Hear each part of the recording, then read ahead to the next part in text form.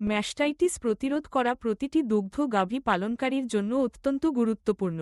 Mastitis হচ্ছে গাভীর স্তনে সংক্রমণ বা প্রদাহ, যা দুধ উৎপাদন কমিয়ে দেয় এবং গাভীর স্বাস্থ্যের ওপর মারাত্মক প্রভাব ফেলে। এই রোগ থেকে গাভীকে রক্ষা করতে হলে কিছু গুরুত্বপূর্ণ নিয়ম মেনে চলা জরুরি। প্রথমত, পরিচ্ছন্নতা রক্ষা করা সবচেয়ে বড় প্রতিরোধ ব্যবস্থা। গাভীর বাসস্থান, শোবার জায়গা এবং দুধ দোয়ানোর সমস্ত যন্ত্রপাতি নিয়মিত পরিষ্কার রাখতে হবে। দুধ দোয়ানোর আগে ও পরে গাভীর স্তন ভালোভাবে ধুয়ে নিতে হবে এবং শুকনো ও পরিষ্কার কাপড় বা টিস্যু দিয়ে মুছে নিতে হবে।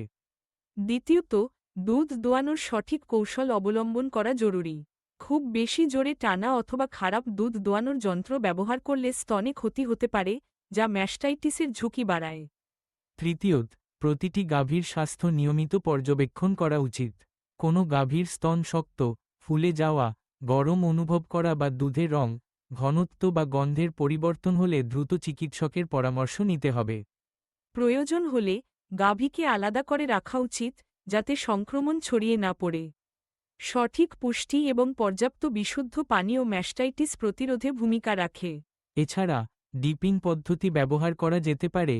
দুধ দোয়ানোর পর স্তনের আগা অ্যান্টিসেপটিক দ্রবণে ডুবিয়ে রাখা গেলে জীবাণুর সংক্রমণ কমে।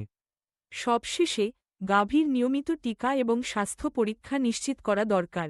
সঠিক ব্যবস্থাপনার মাধ্যমে ম্যাস্টাইটিসের ঝুঁকি অনেকাংশে কমানো সম্ভব, ফলে গাভীর স্বাস্থ্য ভালো থাকে এবং দুধ উৎপাদনও বৃদ্ধি পায়।